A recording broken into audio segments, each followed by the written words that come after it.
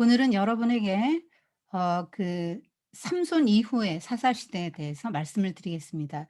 여러분의 교재 220 쪽에 간략하게 나와 있는데 아이들에게는 이걸 다루지 않았습니다. 왜냐하면 부적절해서 어 어 10 한 2 금 13 금 이래서 제가 아이들에게는 다루지 않았어요. 너무 끔찍한 이야기가 나오기 때문에 제가 요거는 다루지 않았는데 어른들이기 때문에 여러분에게는 잠깐 다뤄 드리고 넘어가도록 할게요.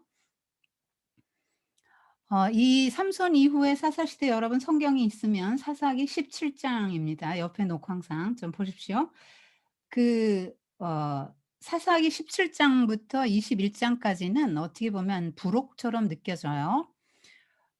그리고 책으로 치면 부록이고 악보로 치면 코다 정도 되겠죠. 코다는 악보 끝에 나와서 이렇게 어떤 주제 부분으로 되돌아가서 다시 한번 주제를 반복하는 것이죠.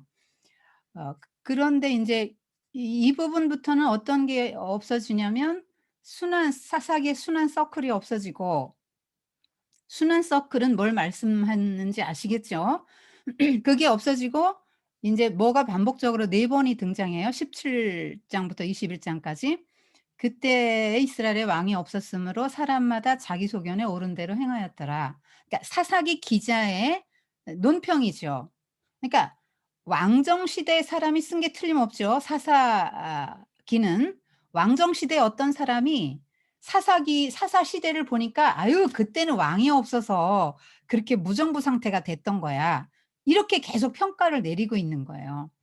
그런데 이 사사기의 작가가 말한 사사기 기자가 말한 그 왕은 눈에 보이는 왕일 수도 있고 정말 하나님일 수도 있죠. 그러니까 눈에 보이지 않는 하나님을 잃어버린 시대. 그래서 이스라엘 시대의 가장 역사상 가장 암흑기.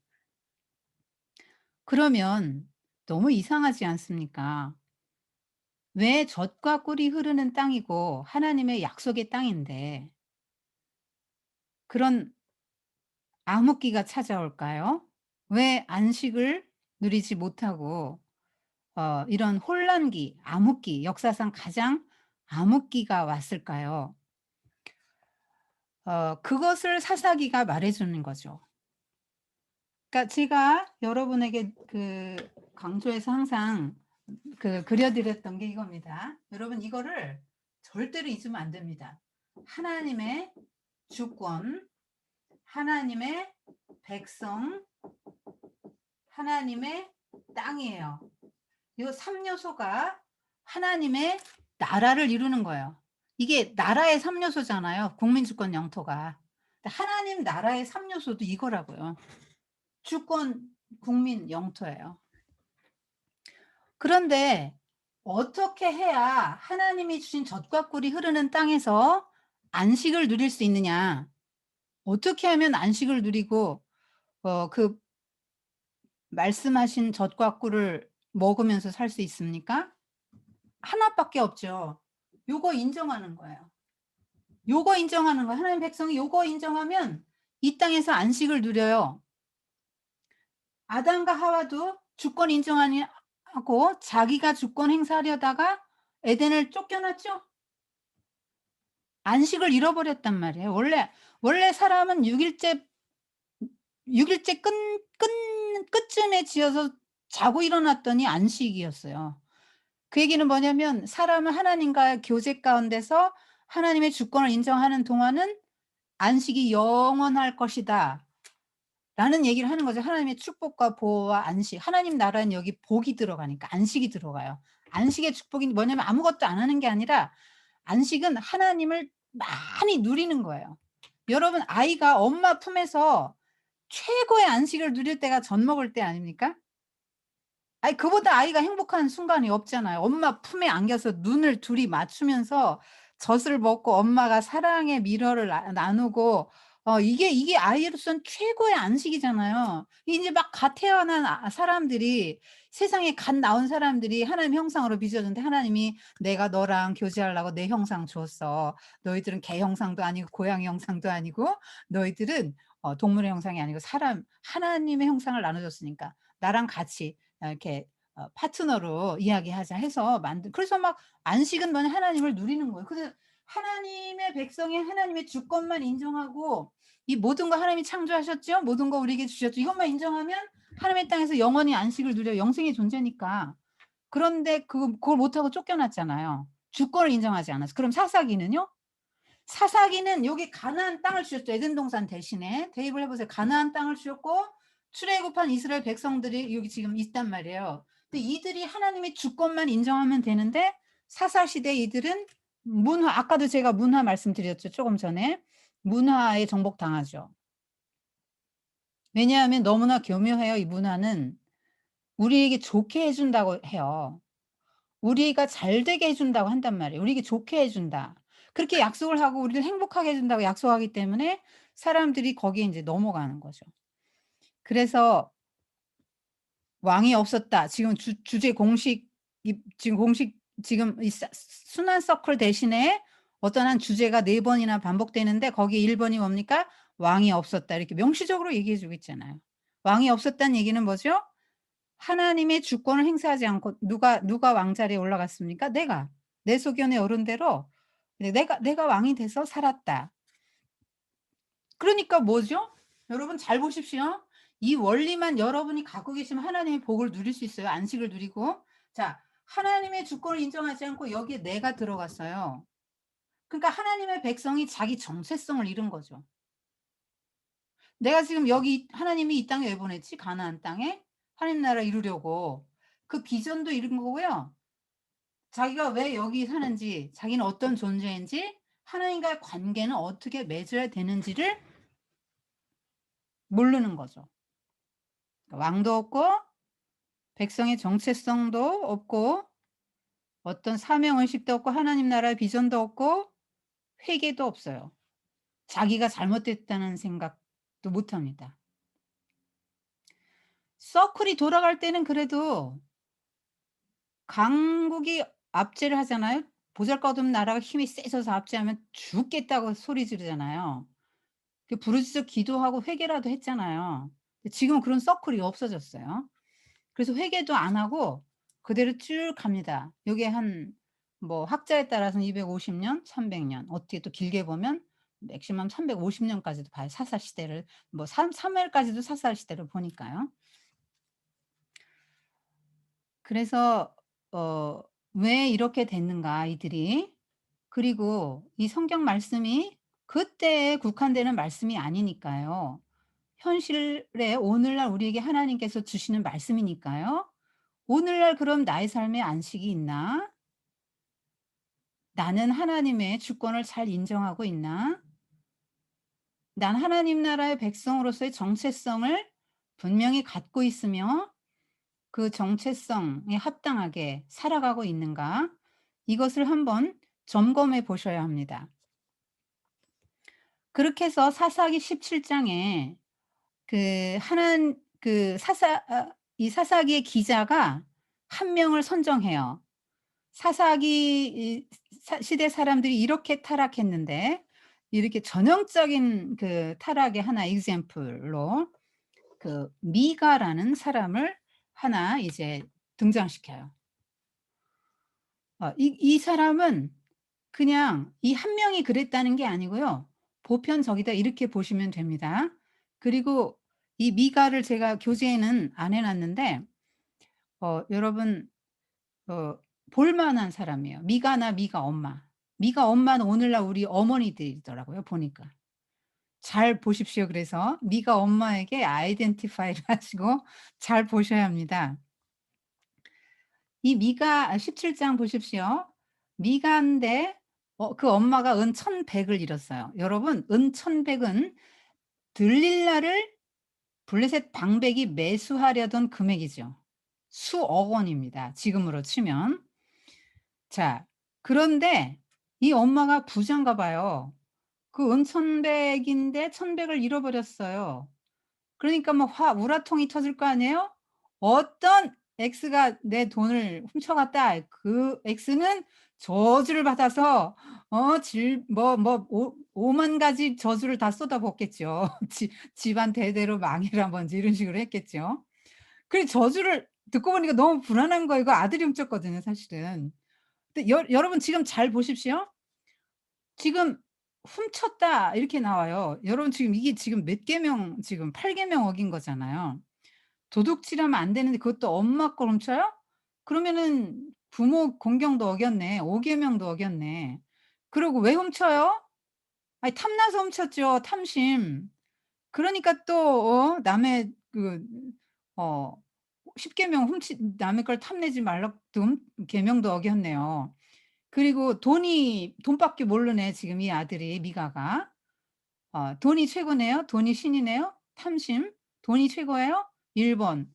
하나님 여호와 하나님만 섬겨야 되는데 돈을 지금 하나님을 섬기는 모습이 나오는 거죠. 지금 막 계명을 많이, 많이 어기고 있어요. 이 사람이 누구예요?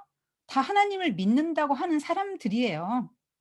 미가가 하나님을 향한 열심이 있는 사람이에요 보면. 신상도 만들고 막 열심히 섬깁니다. 굉장한 열심이 있어요 보면은. 그런데 지금 요 많은 계명을 어기고 있다. 이게 인제 오늘날 우리 모습이죠. '우리는 하나님을 잘 믿는다. 교회 나간다. 나 하나님 잘 믿는다.' 생각하는데 이렇게 두루두루 계명을 어기고 살아가는 거예요. 그 도둑질하면 안 되잖아요. 지금 몇 개 계명이 지금 다 걸려 있죠. 그래 저주를 막 온갖 저주를 엄마가 하니까 그것도 보세요. 저주하시고 내 귀에도 말씀하셨더니 아들이라고 생각했으면 이렇게 저주를 안 했을 것 같은데 하여튼 아들 귀에까지도 들어가게끔 세게 저주를 했어요, 큰 소리로. 그러니까 겁이 더럭 나잖아. '어 저 저주가 나한테 임하면 안 되지. 불안해.' 되게 인제 샤머니즘적인 신앙을 갖고 있어요. 어 저주가 아무리 있어도 내가 저주받을 짓을 안 하면 임하지 않아요. 두려워할 건 없습니다 여러분.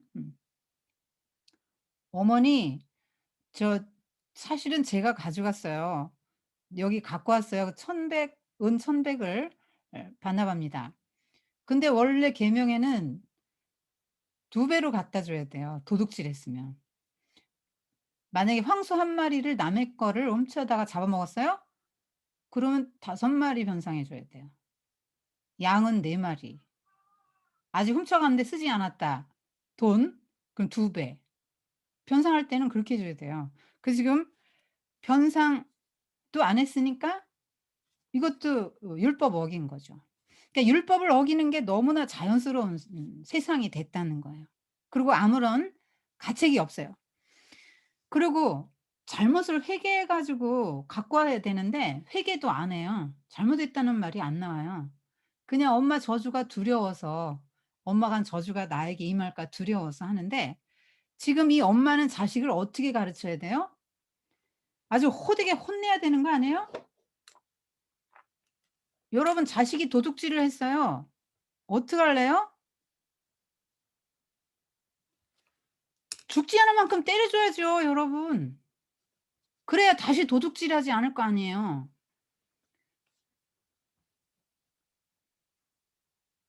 어떤 사형수가 마지막 소원이 뭐냐했더니 우리 엄마한테 키스하게 해 달라고 그랬다잖아요. 그래서 마지막 소원이니까 들어 줬는데 이 사형수 엄마 혀를 깨물어 잘라 버렸습니다 키스하면서. 왜요?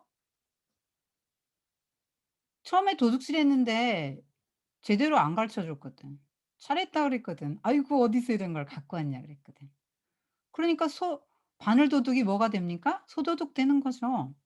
그러니까 결국 물론 자기 안의 죄성 때문에 그렇게 나쁘게 됐는데 엄마를 원망한 것은 잘못이지만 엄마의 책임도 있는 거죠. 지금 아니 엄마 돈을 어떻게 훔칠 생각을 하죠? 1,100 이나 그것도 수억 원인데 수억 원대인데. 아이고 가만둬도 자기 거 되는 거 아니에요 나중에 엄마 돌아가시면? 뭐가 급해서 그걸 훔쳐 가지고 그걸 엄마 몰래 어떻게 쓰려고 그랬는지 모르겠는데 하여튼 은이 이 사람이 추구하던 거였다는 걸 알 수 있죠. 금, 은. 이 사람의 신은 돈입니다. 근데 이 엄마가 "내 아들아 복 받기를 원하노라."고 축복을 해 줘요. 죄를 지은 아들을 바로 안 가르치고 축복을 해 줍니다.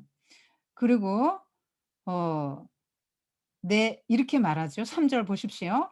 "내가 내 아들을 위하여 한 신상을 부어 만들기 위해서 내 손에서 이 은을 여호와께 거룩히 드리노라. 거룩이라는 건 구별해서 떼어냈다는 거예요. 그러니까 1,100 중에서 200 떼어내면서 하나님께 거룩하게 드린다 하면서 무슨 짓을 했냐면 신상을 만듭니다.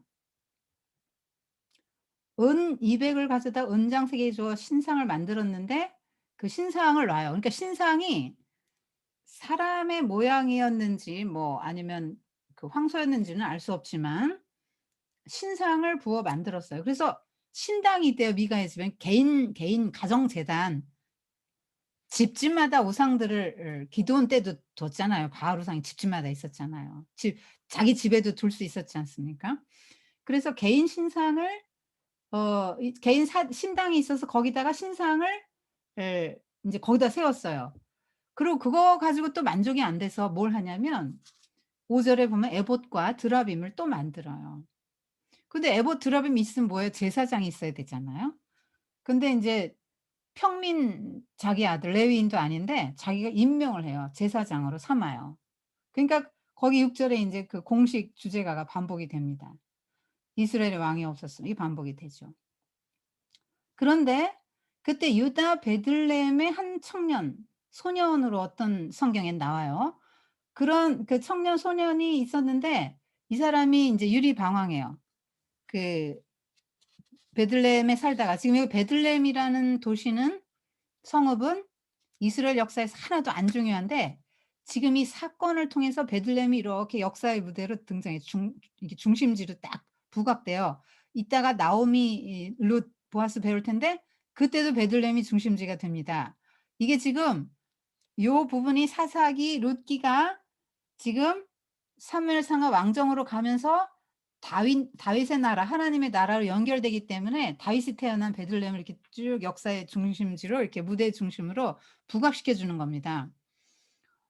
그래서 이 베들레헴에 우거하던 이 사람이 돌아다녀요. 왜요?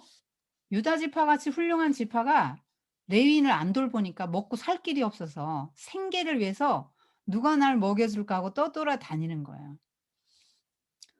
그렇게 해서 미가의 집에까지 이르렀어요. 미가는 좀 부자니까 하루 저녁 머무르려고 들어갔겠죠. 그랬는데 미가가 "너 어디서부터 오느냐?" 이렇게 물어요. 여러분 이 레위 소년에게 여러분을 대입해 보십시오. 미가에도 대입해 보세요. "어디서 와서 어디로 가고 있습니까?" 여러분 대답할 수 있어야 됩니다. "나는 지금 먹고 살기 위해서 어디로 가고 있습니다." 이런 대답하면 안 됩니다. 하나님의 사명을 감당해야 될 레위인이 지금 어 먹고 살기 위해서 생계를 위해서 지금 인생의 목적이 생계가 된 거야. 레위인이 사명을 다 잃어버린 거야.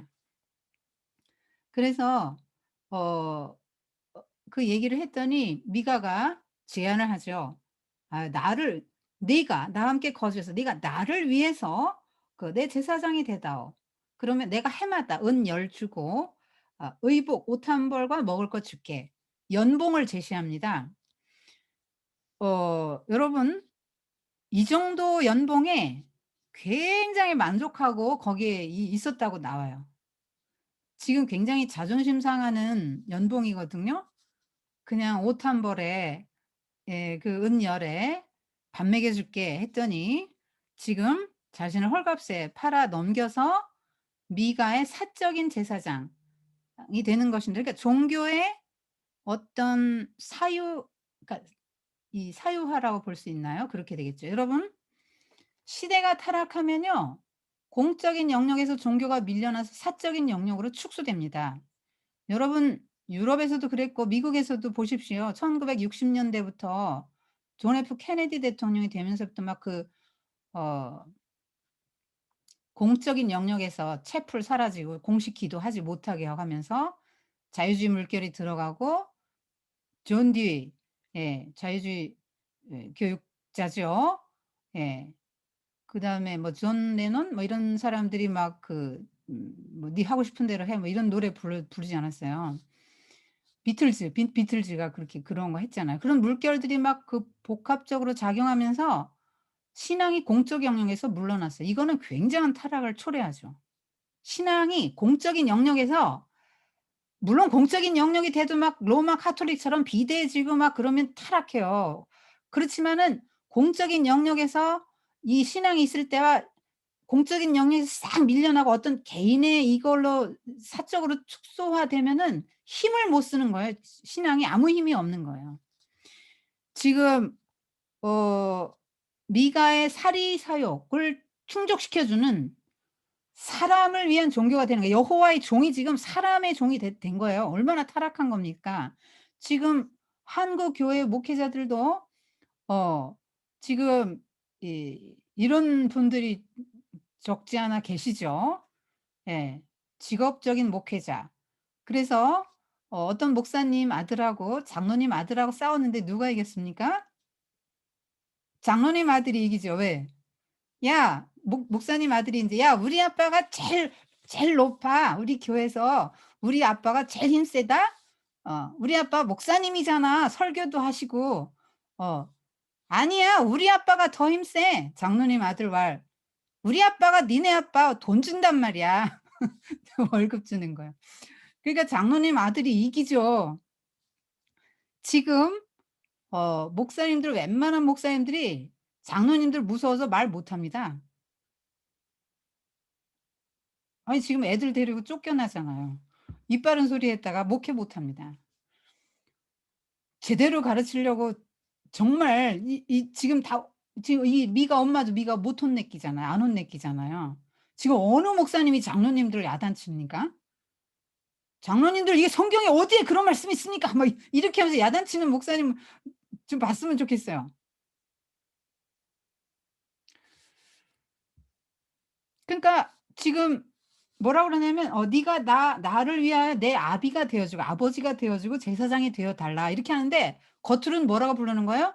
"아버지, 제사장님." 이렇게 불러요. 근데 속으로는 뭐예요? "넌 내 고용이냐. 내 말 안 듣고 나한테 좀 잘못하고 나를 축복을 안 빌어 주고 나한테 내 기분 나쁘게 하면 넌 없어. 그날로 없어." 이렇게 되는 거거든요. 그러니까 겉으로는 목사님 하면서 인제 장로님들이 생각할 때 어떻게 해요? 너는 내 고용이냐. 이렇게 "언제라도 내 날 밤맛없게 하면 넌 쫓겨날 수 있어." 이게 한국 교회의 장로교회의 문제인데요. 사실은 목사님하고 장로님하고 협력 관계죠. 성도를 섬기고 교회를 섬기고 주님을 섬기는 협력 관계고 그런데 왜 견제로 받아들였는지 모르겠어요. 이게 민주주의 영향으로 견제로 받아들인 거예요. 왜 목회자를 견제를 하려고 그러고 목사님은 또 장로님을 견제하려고 그럽니까? 자꾸 머리를 맞대고 협력해서 어떻게 하면 이것이 하나님의 뜻을 따르는 걸까요? 어떻게 하면 우리가 이 영들을 더 섬길 수 있을까요? 어떻게 하면 하나님 기쁘시게 할 수 있을까요? 이걸 막 이 성경은 뭐라고 말할까? 막 이러면서 막 고민을 하면서 막 "안 돼. 막 우리 기도해 봅시다. 잘 모르겠는데 하나님 뜻대로 이거 좀 보류하고 유보하고 기도합시다." 막 이렇게 하고 막 길게도 보고 막 짧게도 보고 막 다양한 것들을 해 봐야 될 거 아니에요. 그런데 지금 인제 요게 지금 우리 한국 교회의 모습 뭐 세계적인 교회의 모습이겠지만 특별히 장로교가 득세한 한국 교회에서 그런 모습들을 이제 보여주는 것처럼 이제 느껴졌습니다. 그 참 어떻게 보면 인제 전락한 거죠. 레위인이 스스로 자기의 어떤 체면 다 버리고 그런 정도의 전락한 거예요. 그래서 '아우 만족스럽다. 너무 좋아. 나 인제 밥 먹을 걱정 안 해도 되고 아유 그냥 뭐' 이렇게 인제 만족스럽게 생각하는 거예요. 사명도 없어요. 지금 사명감도 없고 하나님 나라 백성이고 지금 자기 레위인이 원래 뭐 하는 사람이죠? 제사장을 도와서 성전에서 양 잡고 소 잡고 그거 다 뒤처리해 주는 사람들이고 제사장에게 배워서 성도들에게 말씀 가르치는 사람이에요. 말하자면 우리예요, 우리. 여러분 교사, 구역장 다 레위인이에요. 목사님들 다 레위인입니다, 목자들 여러분. 그래서 여러분 가정이 또 목자죠. 애들이 여러분의 성도고. 여러분 가정의 목자고 가정의 제사장이죠, 여러분. 그런데 지금 이거 잃어버리는 순간 요거 잃어버리는 순간 내가 여기 가면 너는 나의 종이 돼야 되는 거예요. 제사장이 지금 나의 종으로 삼은 거예요. 그래서 이 참 서글픈 장면이죠. 그러고 나서 또 고백하는 걸 보면 13 절에 보면 가관입니다. "레위인이 내 제사장이 되었으니 이제 여호와께서 내게 복 주실 줄을 아노라." 지금 이게 뭡니까? 기복신앙이죠? 복을 왜 받아요? 레위인이 제사장이 되었기 때문에 내가 복을 받습니까? 어 이것이 어 기복신앙이죠. 샤머니즘적인 거예요. 어 언젠가 목사님하고 이렇게 성도들하고 차를 타고 가는데 한 분이 목사님하고 같이 차를 타고 가니까 이 차는 사고가 안 날 거예요." 인제 어떤 한 성도가 그렇게 말하는 걸 들었습니다. 그게 목사님을 무당화하는 것입니다. 여러분 신령한 무당화. 그래서 목사님하고 같이 차를 타고 가면 사고가 안 납니까? 목사님도 돌아가십니다. 사고 납니다, 여러분. 예, 그것이 샤머니즘이죠. 자, 그래서 지금 이 레위인은 우상을 섬기는 일을 해요. 이런지 똑바로 가르쳐 줘야 되는데 못 가르치는 거예요. 지금 우상을 섬기는 일을 해요. 거짓 선지자가 돼서 "하나님이 당신에게 복을 주실 것입니다. 평강, 평강, 평강, 샬롬, 샬롬, 샬롬." 이걸 외치면서 우상을 섬기는 예식을 집전한다는 거죠 지금. 이게 지금 어 레위인의 현 주소죠. 그러고 나서 18장 1 절에도 또 나옵니다. 그 이스라엘 왕이 없었고 뭐 이런 게 나오죠. 그리고 단지파가 거주할 기업의 땅을 구하는 중이었다. 이들이 원래 그 받았던 땅은 여호수아 때 제비 뽑아서 받았잖아요. 그래서 "정복해라." 하고 다 제비 뽑아서 나눠 줬으면 그 땅을 정복해야 돼. 이건 하나님이 주신 땅이에요, 약속의 땅. 그런데 그 땅을 차지하려니까 너무 그 블레셋 인접 지역이거든요. 좀 힘들어요. 블레셋은 철기 문명을 가지고 있거든요. 그래서 정복 성적이 최하의 빵점. 정복을 못하고 지금 빵점 받았어요. 그런데 다른 데로 갈 생각을 하는 거예요. 하나님이 주신 약속의 땅을 버리고 다른 데로 갈 생각을 해요. 집단 이주를 지금 계획하고 있는 거예요. 그러고 나서 어떻게 했냐면 5 명의 그 정탐꾼을 뽑아요. 그래서 "북쪽으로 한번 가 봐라. 살펴봐라." 그래서 이제 살피는 중에 미가의 집으로 갑니다. 그 미가의 집에 유숙하는데 레위인 소년의 음성이 들리는 거예요. 뭐 기도를 했든지 뭐 찬양을 했든지 아니면 뭔가를 뭘 소리를 냈겠죠. 그랬더니 하고 아는 사람이었는지 혹은 방언 남부 북부 막 이렇게 좀 다르잖아요. 방언이 달라서 그랬는지 그 소리를 알아본 다음에 어 그 레위인 소년을 부릅니다.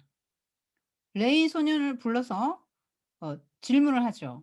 여러분 3 절도 보십시오. 18장 3 절 세 가지 질문하죠. "누가 너를 이리로 인도했느냐? 너 여기서 지금 뭐 하고 있냐? 너 여기서 무엇을 얻었니?" 자, 이 질문을 여러분 자신에게 해 보십시오. 대답할 수 있어야 됩니다. 지금 미가는 하나 밖에 대답을 못 해요. 왜? 잘 못 살고 있기 때문에. 하나 밖에 대답 못 해요. 어. 근데 이 대답도 왜 하냐면 "나 이런 조건으로 고용됐거든요."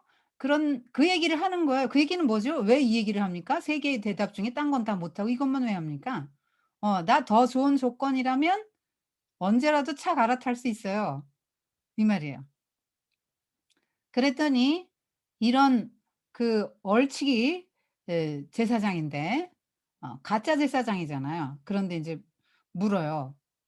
제사장으로 알고 인제 물어보는 거죠. 가짜 레위인이니까 가짜지만 "하나님께 물어보라고. 우리 가는 길이 형통할지 알게 하라." 여러분 지금 뭘 물으라는 거예요? 형통할지? 딴 땅을 차지하러 가라 그러는데 우리 길이 형통할지 물어보라고요? 언제 물어봤어요, 오라요? 떠나기 전에 물어봤어야죠. "하나님 약속의 땅은 이건데요. 아유 여기서 좀 아무래도 어려울 것 같아요. 다른 땅을 찾아보려고 하는데요." 라고 정탐꾼을 파견하기 전에 물어보고 응답을 받고 움직였어야죠. 하나님이 허락해 주실 리도 만무하지만 자기가 다 정해 놓고 정탐꾼까지 파견하고 이미 단지파에서 다 회의하고 끝났어요. 이미 끝났어요. 내가 다 결정하고 나서. 왜냐면 왕이 없어서 자기소견에 옳은 대로 하니까 이미 다 정해 놓고 "형통할라나요?" 하고 물어보는 거죠. 그랬더니 이거 가짜 제사장이니까 당연히 듣기를 원하는 말을 하죠. 여러분 설교가 여러분 자꾸 평안, 평안 원하지 마세요. 여러분이 살기 너무 인생 힘들어요. 코로나도 그렇고 막 경제적으로도 어렵고 막 너무 막 우울하고 사는 게 힘들어요. 좀 제발 말씀 속에서 위로를 얻게 해 주세요. 평안, 평안 이렇게 하면은요. 목사님들이 절대 바른 설교를 못 해요. 성도가 원하는 설교를 하게 되잖아요. 그러면 강단의 타락이고요. 나라의 종말입니다. 선지자 같은 목사님들이 계셔서 담대하게 외치셔야만 되는데 지금 음 바르게 지도해야 될 레위인 시저가 "브루투스 너 맞아!" 했던 것처럼 "레위인 맞아!" 하나님이 지금 이러시는 것 같아요. "너 맞아!" 이러는 것 같아요 지금.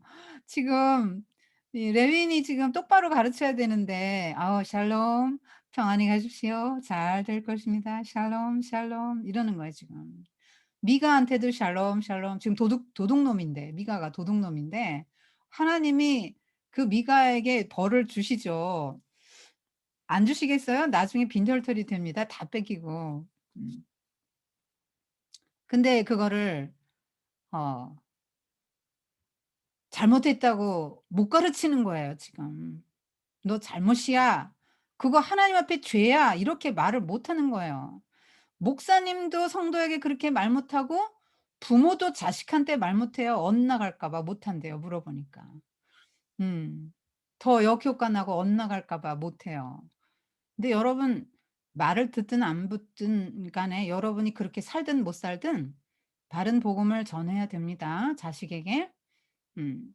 그리고 여러분도 "나도 못 산다." 그렇게 "그러나 난 살려고 노력하고 있다." 그냥 이렇게 하면 돼요. 내가 먹고 그렇게 살아야만 전할 수 있다면 저는 복음 못 전합니다. 대한민국 강단에 6만 명도 넘는 목사님들 다 내려와야 돼요 강단에.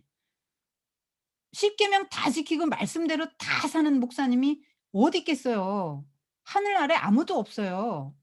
다 지켜야 복음을 전한다면 아무도 못한다니깐 다 내려와야 돼요. 부모님들이 "내가 그래도 말씀대로 살아야 전하지 않나." 뭐 "내가 뭐 꿀리는 게 있어서." 아니 괜찮아요. 그냥 전하세요. 전하시고 여러분도 개선해 나가려고 노력하시면 됩니다. 지금 하나님의 주신 약속의 땅의 소중한 걸 몰라요. 이 약속의 땅 하나님이 기업으로 주신 땅이에요. 여러분 기업이 뭐예요? 기업. 회사를 생각하면 안 됩니다. 기업은 예수님을 말하는 거예요. 기업은 예수님이에요. 우리 영원한 구원을 말하는 거예요. 근데 지금 기업을 포기하고 다른 땅으로 집단 이주를 하는데 어떤 것에 의존합니까? 가짜 선지자의 공허한 약속의 말씀을 붙들어요. 여러분 지금 이걸 왜 붙듭니까? 왜 그 무당 같은 그 가짜 선지자의 말을 붙들어요? 여러분 사람의 말을 듣지 마세요. 뭐 누가 영험하되 예언기도 해 준대 거기 절대 가지 마세요 여러분. 사람의 말을 믿지 마세요. 성경이 말하는 걸 믿으십시오 성경이 말하는 걸. 그 말씀을 붙들고 격려를 받아서 '그래 형통한다고 했지. 믿습니다.' 하고 북방을 향해 올라갔는데 가다 보니까 라이스라는 성읍이 있는데 아이고 골짜기 사이에 있는데 이 사람들은요 다른 데하고 교류가 없어요. 그래 가지고 뭐 권세 잡은 자도 없고 아무도 뭐 괴롭게 하는 일이 없고 너무 한가하고 평화롭게 사는 라이스 거민들을 만나요. 옳거니 이 땅 넓다. 부족함이 없네.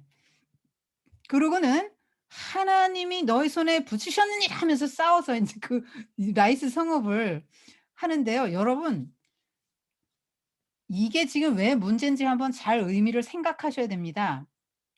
하나님이 가나안 땅을 정복하고 가나안 땅을 주시고 싸우라고 하신 이유가 뭐죠?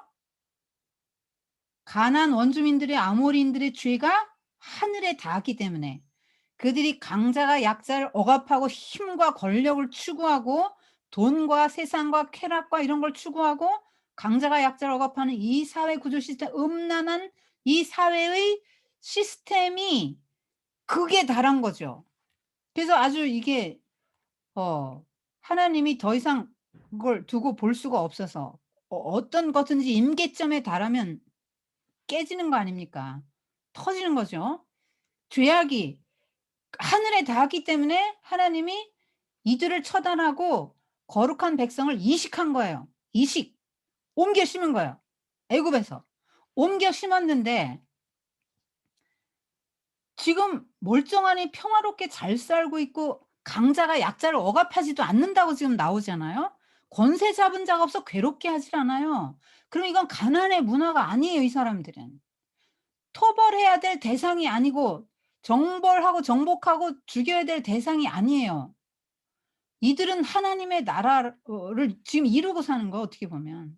하나님 이 땅에 임한 하나님의 나라는 뭐냐? 강자가 약자를 억압하지 않는 거죠. 공평과 정의와 자비와 사랑과 긍휼이 사회에 이렇게 저변에 흐르는 나라죠. 그게 하나님의 나라예요. 그런데 그렇지도 않은 나라를 지금 너무나 손쉽게 칼날로 치고 성읍을 불태우고 무차별로 살육하고 오히려 이스라엘이 지지하고 보존해 줘야 될 사람들을 죽이는 거죠. 그리고 뺏어요. 그러고 나서 이게 지금 뭐냐면 또 뭔 일이 있었냐면 이 사람들이 그 땅을 얻으러 갈 때 어떤 짓을 하냐면 600 명의 그 사람이 인제 용사가 인제 그 치러 가는 길에 요 지금 성읍 지금 다 파멸을 시켰다고 얘기해서 그 직전에 이렇게 올라가잖아요. 치러 올라가는 길에 미가의 집에 들릅니다. 거기 인제 미가의 집에 이르렀는데 정탐꾼 5 명이 길 안내자로 가이드로 왔을 거 아니에요. 근데 우리가 전에 여기서 머물렀는데 이 선지자가 형통할 거라고 했다. 그러냐고. 어 그래서 그 집에 가면은 에봇도 있고 드라빔도 있다. 드라빔 가정 수호신이죠. 저 우상이에요.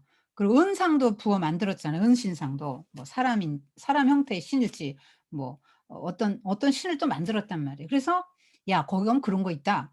그러니까 "그래. 그러면 이제 너희들 뭐 할지 알겠지?" 하고 인제 넌지시 언지를 주니까 "그래? 그럼 거기 가자." 그래서 미가의 집으로 가서 인사를 하고 나서 단 자손 600 명이 무기를 탁 들고 미가의 집 앞에 쫙 섰습니다, 그 군대가. 여러분 미가가 얼마나 무섭겠어요. 미가의 집에 쫙 서 있는데 무기를 가지고 지금 무적시를 거예요. 그리고 이 5 명은 뭐 하냐면 도적질을 하고 미가의 제사장을 꼬십니다. "야 지금 그 신상과 부어 만든 그 뭐 드라빔 에봇 뭐 이런 거 신상을 가져가는데 미가가 너 니들 뭐 하는 거냐?" 그렇게 말하니까 너 잘 만났다. 너 선택해. 너 개인의 제사장 할래? 한 지파의 제사장 할래? 조건 훨씬 더 좋지. 연봉." 뭐 이렇게 제시하니까 바로 갈아타죠.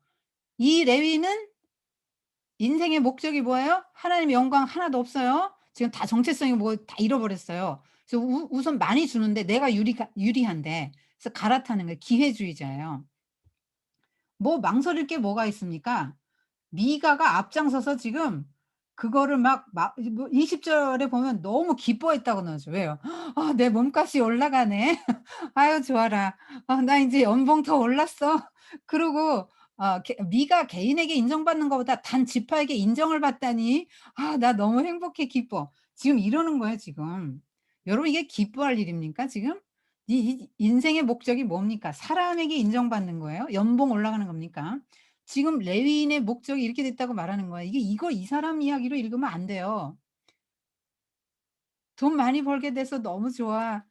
아 그냥 의리고 뭐고 뭐 여기서는 의리 따질 것도 없지만 사명이고 뭐고 하나님의 정체성이고 뭐고 인제 돈 쫓아가는 인생이죠. 사람의 인정을 쫓아가는 인생인 것입니다. 그래서 마음이 기뻐하여 막 그것을 가지고 백성 가운데로 들어갔다. 자 그래서 미가가 이웃집 사람들하고 막 따라붙어서 "니들 뭔 짓을 하냐." 그러면서 24절 보십시오. 재미난 표현이 나오죠. "내가 만든 신들과 제사장을 빼앗아 갔으니." 이제 내게 오히려 남은 것이 무엇이냐? 내가 만든 신, 내가 만든 제사장. 요게 우상의 실체죠. 거짓 선지자의 실체입니다. 사람에 의해서 만들어진 우상이죠. 아니 지금 이 우상이 진짜 같으면 이렇게 탈취해 갈 때 혼내줘야죠. "야 나 미가가 만들었어. 난 미가의 신이야." 이러고 그 단지파 5 명 자기 이렇게 막 가져갈 때 근데 뭐 덜덜덜덜 짐승에 뭐에 태워서 이걸 싣고 가는데도 그대로 실려가요. 아무 저항도 못하고 말도 못하고 그대로 실려갑니다. 자기를 구원하지를 못해요. 근데 자기도 구원 못하는데 누구를 구원할 수 있습니까? 이 우상이? 걷지도 못하고 어 팔이 있어요? 그러니까 구원해 내지를 못하는데. 그러니까 우상의 실체를 보여주는 거야 이게 지금. 여러분이 믿는 그 무엇이 여러분을 구원할 수 있을지 잘 생각해 보십시오. 자식, 남편, 돈, 일, 명예, 소유물, 업적, 사회적 지위 그런 것들이 여러분을 혹은 아까 문화 얘기했죠. 미디어. 여러분 좋아하는 미디어. 그런 것들이 여러분을 구원할 수 있는지 아니면 이런 우상인지. 지금 이게 만들어진 신 리차드 도킨스가 그런 책도 썼지만 마 만든 거예요, 사람이. 하나님은 우리가 만든 게 아니죠.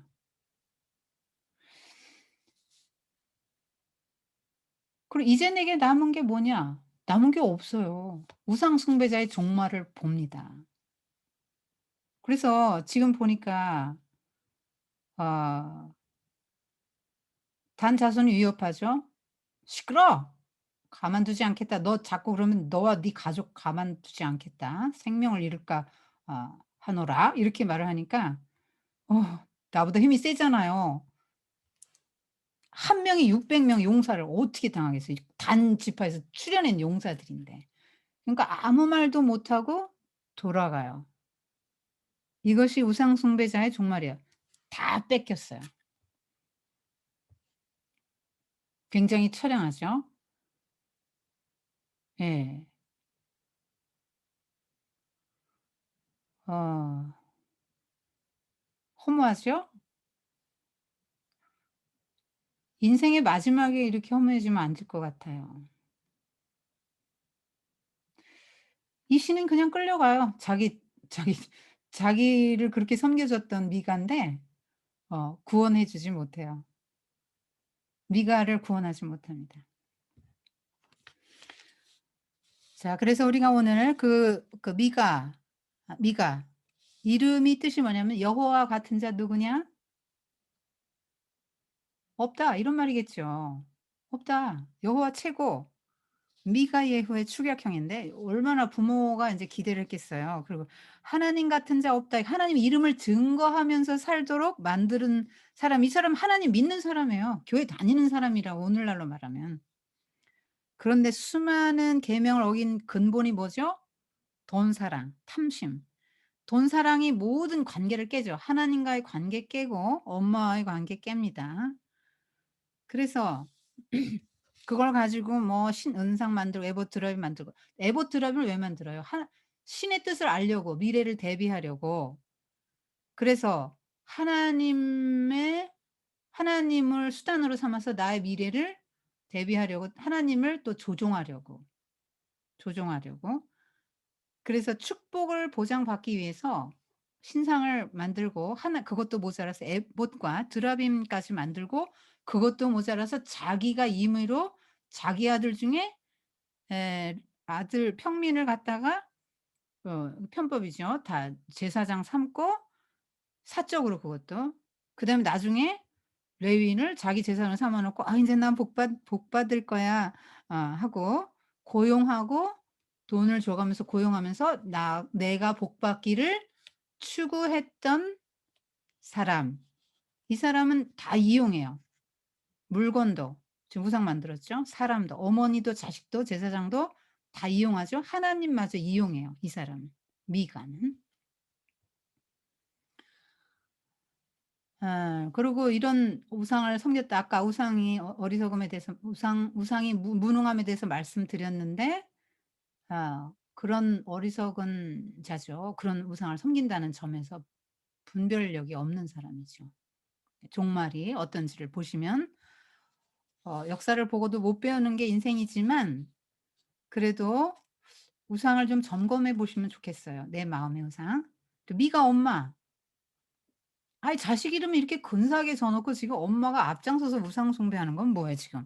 그리고 자식 교육 똑바로 못 시킵니다 지금. 여러분 다음 시간에 우리 한나 엘리 그거 공부하는데요. 사무엘 하거든요. 그런데 엘리가 집안이 망하는데 그 망하는 원인이 뭐냐면 "자식 똑바로 못 가르쳐서 넌 망한다." 이렇게 하나님이 대놓고 말씀하세요. "네가 네 자식이 이렇게 죄를 짓는데 지금 말을 안 하고 똑바로 안 가르치고 이거는 무슨 죄로도 살 수가 없다." 이렇게 말씀하세요. 그러니까 여러분이 그 자녀 양육에 대해서 느슨한 생각을 가지면 안 돼요. 집안이 망한다고 얘기하시는 거예요 지금 하나님이. 지금 미간에 지금 미가 엄마가 지금 자식을 똑바로 못 가르치고 있는 거예요. 지금 레위인도 미가를 똑바로 못 가르치고 있는데 미가 엄마도 못 가르쳐요. 하나님께 거룩히 드린다니 무슨 뭐 거룩히 훔친 돈을 갖다가 그걸 거룩히 드리고 또 아들 지금 벌 줘야 돼요. 벌 주고 혼내야 됩니다. 어 그런데 그냥 축복을 해 주고 넘어간다는 거죠. 아들이 우상입니다. 지금 신상 제조했으니까 1 계명 2 계명 다 어긴 겁니다. 그런데 아들이 우상인 거죠, 아들. 아들이 복 받는 게 인생의 목적인 사람이 미가 엄마예요. 그 신앙마저 축복의 수단으로 변질시켜서 하나님도 도구화하죠. 내 아들이 복 받기를 원하는데 거룩히 요걸 구별해서 드려서 신상을 만들어서 우리 아들이 복 받게 해야 되겠다. 그래서 아들이 세상에서 복 받게 하기 위해서 전심전력하고 전 모든 에너지를 일생을 두고 쏟는 엄마의 그림이죠. 미가 엄마가. 어떻게 하면 내 아들이 이 세상에서 복을 받고 잘 살 수 있을까? 레위인 소녀는 여러분 목사님 혹은 구역장님, 목자, 교사 다 해당됩니다. 이렇게 살면 하나님이 "너 맞아." 이러시는 거죠. "너 맞아. 율법에 불순종하고 우상 섬기는데 네가 앞장서냐? 똑바로 못 가르치고." 여러분 성경에 "이런 사람은 하나님께 많이 매맞을 것이요." 이런 기절이 나오거든요. 저는 그게 너무 궁금해요. 분명히 구원을 받는 사람인 것 같거든요. 분명히 구원을 받는 사람인데 "이런 사람은 여호와께 많이 맞을 것이요." 많이 맞아서 지옥 간다는 말 같지는 않거든요. 분명히 구원은 부끄러운 구원은 받는 것 같은데 하나님께 많이 혼난대요. 맞는대요. 야 하나님께 맞으면 얼마나 아플까. 사람한테 맞아도 아픈데 어떻게 맞는 걸까?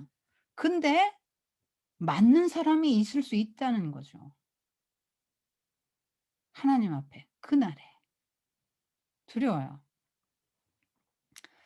자 이제 한 아까 example로 전형적인 example로 미가를 했다면 그다음에 미가 가족, 그다음에 레위인의 타락, 레위인이 그렇게 돌아다닌 이유는 유다 지파가 레위인을 11조를 하고 보호해 주고 그가 자기 역할을 감당할 수 있도록 하지 못해서 그렇잖아요. 그런데 또 이게 지파의 타락과도 연결돼 단지파가 어떻게 타락했냐면 이 지금 계속 단지파가 아까 말씀드렸죠. 어 지금 어 정복할 대상이 아닌데 정복했어. 이게 무슨 말이에요? 지금 교인들이 적하고 싸워야 되는데 싸우지 말아야 될 대상과 싸우고 있어요 지금. 여러분 교인들끼리는 싸우면 안 돼요. 좌파든 우파든 서로 싸우지 마세요. 어. 어 그리고 하나님한테 미리 다 물어봐야지 자기가 다 정해 놓고 이렇게 하면 안 됩니다. 자기가 다 정해 놓고 '하나님 형통할까요?' 그럼 가짜 선지자가 "네 형통할 것입니다. 샬롬." 이러죠 뭐. 자기가 다 정해 놓고 정하기 전에 물어야죠 하나님에게. 그리고 미가가 아니 왜 또 남의 우상을 뺐습니까? 미가의 우상을 왜 뺐어요 단지파가. 남의 집 개인의 그 우상은 또 왜 탈취를 합니까? 이것도 신을 훔쳐와요 복 받으려고. 그래 가지고 라이스에 단을 쌓고 그 우상을 놓고 거기다 우상을 단을 쌓고 우상을 놓고 섬겨요. 그러니까 이스라엘 12 지파 중에 최초로 공식적인 그 우상 제도를 만든 지파가 단 지파죠. 그 나중에 이제 어 사무엘하 다음 시간에 사무엘상 공부할 때 전쟁 나거든요. 그때 이제 단 지파는 우상과 함께 사로잡혀 간다고 나옵니다 18장 3 절에. 그 그리고 미가 예 미가 예후의 가짜 제사장 노릇을 했던 레위 소년은 어떻게 됐는지 모르고 뭐 죽었겠죠. 그러고 나서 뭐 시점은 몰라요. 시점 모르고 공식적으로 그 미가 예후에 그걸 뺏어다가 단을 섬기고 "네가 지파의 제사장 되는 게 낫지 않냐." 뭐 이렇게 해서 제사장으로 영입을 해서 데려왔잖아요. 그런데 거기 보면 그 성소의 제사장은 모세의 손자 요나단이었다. 이렇게 나오죠. 그럼 모세의 손자 요나단이면 얼마나 명문가예요. 대단한 명문가의 후손인데도 이게 잘못됐다고 가르치지를 못하는 거예요. 우상을 섬기는 성소 라이스의 성소를 세우고 그렇게 가르치고 있는 거죠. 그 우상에 섬기는 걸 집전을 하고 있는 거예요. 근데 여러분 이게 사사기의 하나의 example로 보시면 안 되고 오늘날 나 오늘날 한국 교회로 보셔야만 여러분에게 도움이 됩니다, 영적으로. 성경은 그렇게 읽으라고 써 놨다고 하나님 말씀하셨기 때문에 여러분이 그렇게 못 읽으시면 성경 읽기에 실패하신 거예요. 그다음에 또 하나의 사례가 나오는데 레위 사람이 첩을 둔 이야기가 첩사건이 나와요. 자 이 사람은 에브라임 이때도 역시 19장 1 절에 보면 이스라엘에 왕이 없을 그때 이런 식으로 "왕이 없어." 이래. 무정부 상태. 아놈이 그런 혼란이 "왔다. 왕이 없어서 그렇다."라고 분석을 하는 거죠. 어떤 일이 있었냐면 에브라임 산지 구석에 레위 사람이 베들레헴에서 첩을 얻었어요. 이 베들레헴이 또 등장합니다. 여러분 이게 무슨 말씀이죠?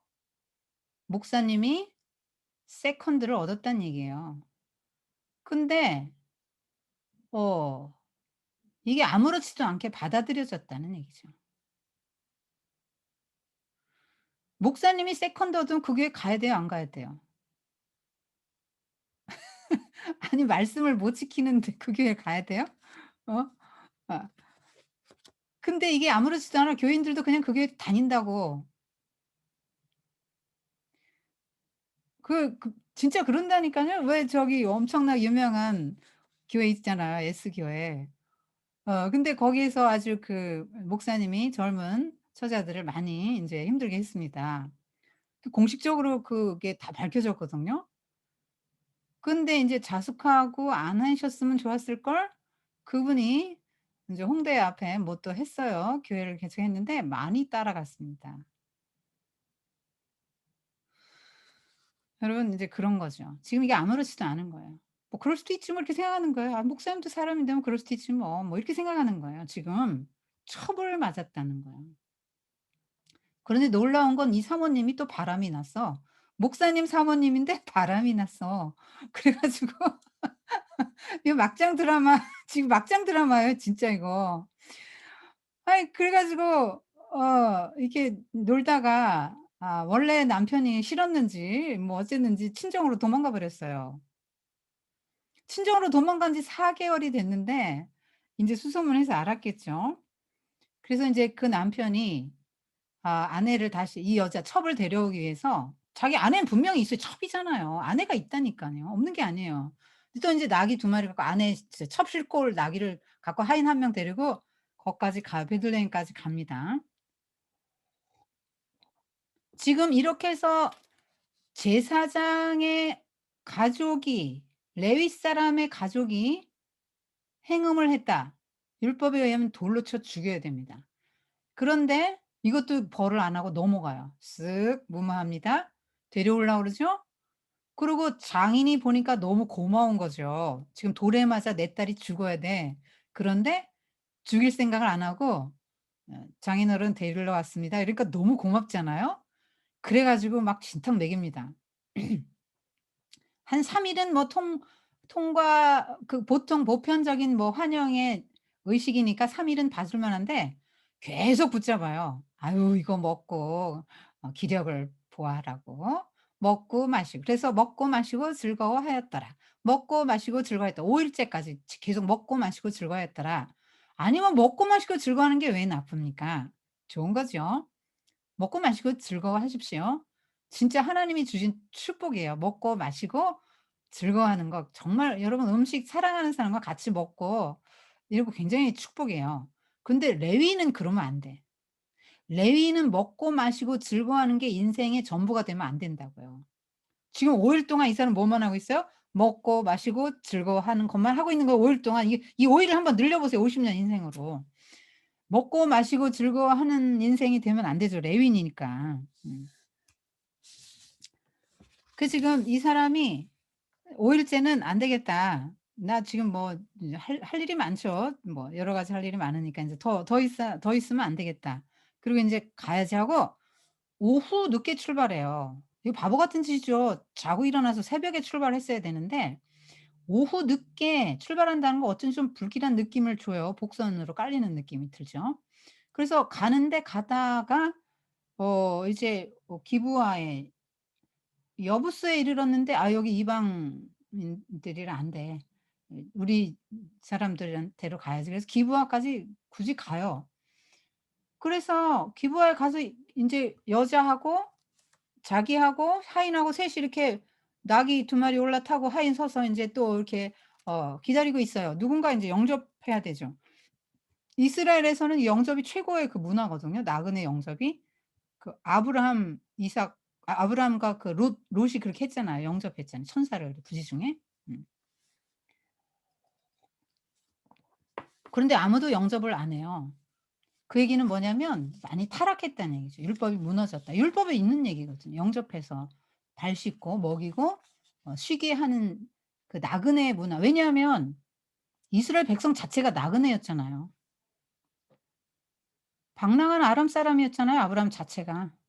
나그네였어요, 나그네. 그러니까 "너도 나그네새로 살아봤지? 그러니까 나그네 선대해라." 이렇게 인제 율법이 된 거죠. 그런데 지금 나그네를 아무도 선대하지 않는 이 정도가 됐습니다. 지금 성도들이 어 내가 아는 사람만 나하고 친한 사람하고만 놀죠. 내가 모르는 사람 선대할 줄 모르는 문화죠 지금 요게. 어 내가 모르는 사람 그리고 나를 해를 끼칠 수도 있는데 엮이고 싶지 않은 거죠. 그래서 아무도 영접 안 하는데 우고하는 자 에브라임 산지에서 우고하는 자가 그 우리 집에 가서 어 머물라고 이렇게 말을 해요.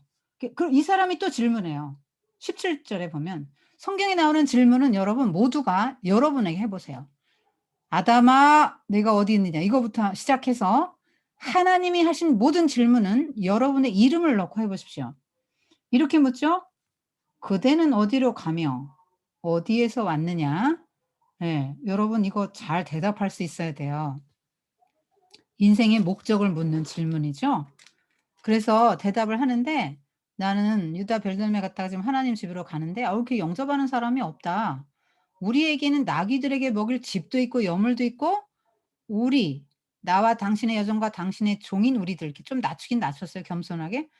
"우리들과 함께한 청년에게 먹을 양식과 포도주가 있어 무엇이든 부족함이 없다." 이건 겸손하지 않아요. "나 지금 이 정도 갖고 있는데 말이야 영접하는 사람이 하나도 없어." 이런 말이에요. 예. 이게 좀 기분이 아주 나쁜 거예요. 이 레위 사람이. 그래서 "아유 쓸 거 다 내가 담당할 테니까 거리에서 유숙하지 말고 들어라." 그래서 발을 씻고 율법을 지켰죠 여기. 나귀에게 먹이고 발 씻고 먹고 마시고 마음을 즐겁게 하고 이렇게 율법을 지켜 손님을 대접을 했는데 이 사람은 갑자기 밤에 불량배들이 거기 와 가지고 "끌어내라." 이거 소돔과 고모라 생각나죠? 뭘 요구하는지 아시겠죠? 그러니까 "아니다. 그러지 마. 이 악한 일 하지 마라. 내 딸 내줄게. 내 딸 내주고 그래 이 사람의 첩 내줄게. 여자 내줄게. 뭐 이런 악한 짓 하지 마. 동성애 하지 마라. 망령된 일을 하지 마라." 이렇게 말합니다. 그렇게 하는데 이 레위인이 자기 첩을 내줘요. 그래서 이 불량배들이 그 남자를 끌어내지는 못하고 이 노인이 보호를 했기 때문에 어 끌어내지는 못하고 여자를 데려다가 밤새 윤관합니다. 불량배들이 밤새 윤관해서 이 여자가 새벽녘에 엉금엉금 기어왔겠죠 여러분. 너무 고통스러운 몸으로 이제 기진맥진해서 엉금엉금 기어와서 문간에서 탁 죽습니다.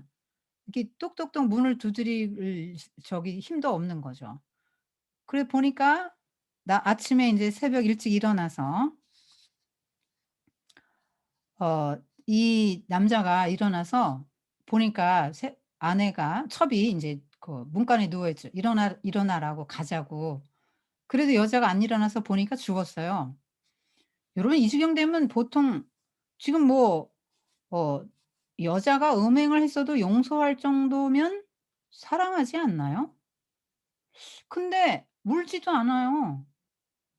울지도 않고 슬퍼하지도 않고요. 굉장히 차가워요. 어떻게 자기 첩을 내줍니까? 어 첩 내줄 정도죠. 이기적이죠. 그리고 죽었는데 울지도 않아요. 굉장히 비정한 인물입니다, 이 사람이. 더 비정하다고 느껴지는 게 뭐냐면 시체를 12 토막을 내요, 아내를. 자기 첩을. 첩이라고 해도 아내 아닙니까? 아내 계열이죠. 아니 지금 이 정도면 회개를 해야 될 거 아니에요, 레위인 정도 되면. 죄를 회개를 못 해요. 회개가 없는 시대예요. 지금 우리도 거의 기도에 회개 없죠. 간구는 좀 있을 수 있는데 여러분이 자신을 잘 이렇게 보지 못하기 때문에 회개를 많이 안 합니다. 회개를 그렇게 막 깊이 하지 않는 시대가 됐어요. 그래도 이걸 왜 쪼갭니까? 왜 쪼갭니까? 12 지파에게 보내요. 왜 보내죠? 어 복수를 해야 되는데 이 나쁜 사람들을 응징을 해야 되는데 요거 응징하는데 참여 안 하면 "니들 이 시체 조각 난다." 이 말이에요. 협박하는 거예요.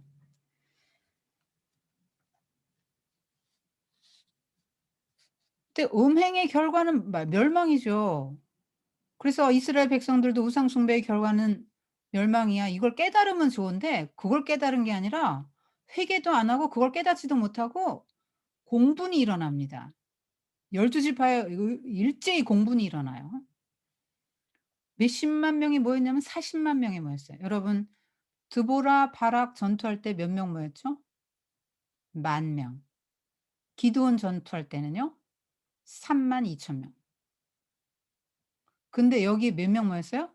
40만 명. 이게 지금 제정신이에요? 지금 "우리 이스라엘에 이같이 악한 거를 두고 볼 수 없다." 아니 지금 이스라엘에 이같이 악한 걸 용납할 수 없다니 더 큰 죄를 지금 우상 숭배의 죄를 짓고 자기 마음대로 하나님 밀어넣게 살면서 응? 음. 이 레위인이 호소할 때 말을 들어보세요. 여기 보면은요. 지금 20장 5 절, 6 절, 4 절, 5 절, 6절 제가 세어 보니까 내가 7번 나와요. 나나나나 나나송.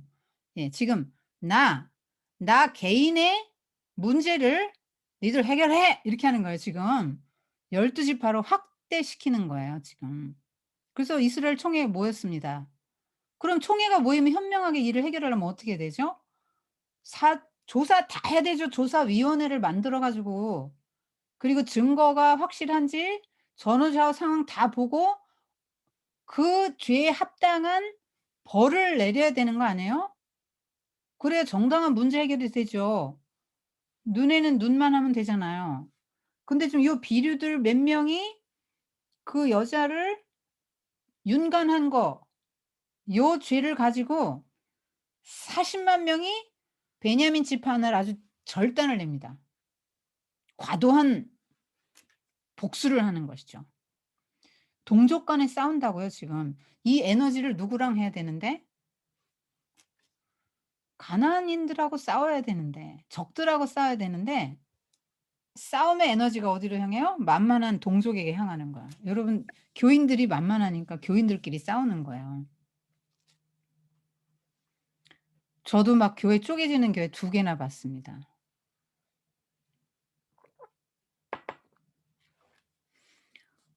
어 이스라엘 총회가 인제 좀 잘못한 거죠. 미스바 총회. 개인의 문제인데 또 이레인도 보통이 아니에요. "자 니들 어떡할 건지 해 봐." 지금 이러는 거예요. "니들 어떡할 건지 지금 하라고." 그 7 절에 보면 20장 7 절에 "너의 의견과 방책을 내라." 이렇게 말합니다. 아주 보통 사람이 아니에요 이 레위인.